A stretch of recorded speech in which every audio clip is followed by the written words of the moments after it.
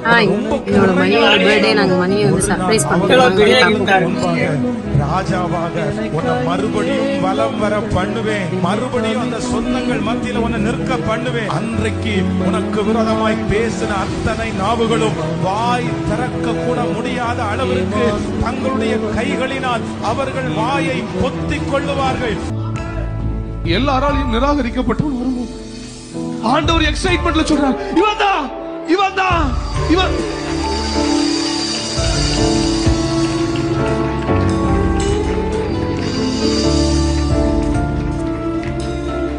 உன்னை பார்க்க ஈசாய்க்கு விருப்பம் இல்ல, உன்னை பார்க்க உன் கூட பிறந்தவனுக்கு விருப்பம் இல்ல, உன்னை பார்ப்பதற்கு அந்த தேசத்துல எவனுக்கு விருப்பம் இல்ல. ஆனா கர்த்தர் எக்ஸைட் ஆகிறாரு, இவன் தான் இவன் தான், இவனுக்காகத்தான் நான் காத்து. உன் குடும்பத்தில் மட்டும் இல்ல, உன் பெயரை தனியா ஆண்டவர் வெளியே கொண்டு வர.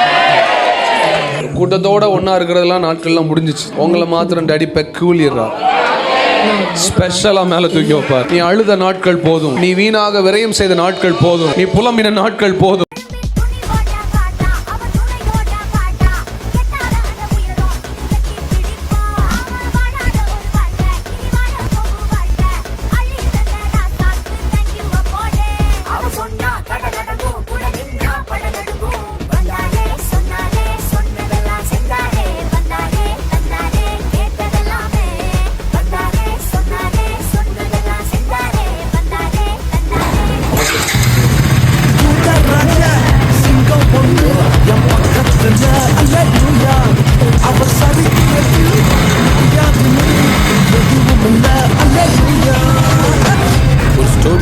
யோசேப்புக்கு ஒரு சொப்பனம், ஃபேமிலியா எடுத்தாங்க மொத்தமும்.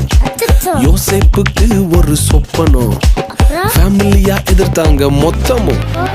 எந்த சொப்பனம் கீழே தள்ளிச்சோ அத வச்சே தூக்குனாரு மேல.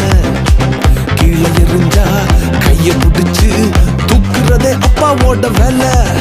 அட எந்த சொப்பனம் உன்னை கீழே தள்ளிச்சோ அத வச்சே தூக்குவாரு மேல.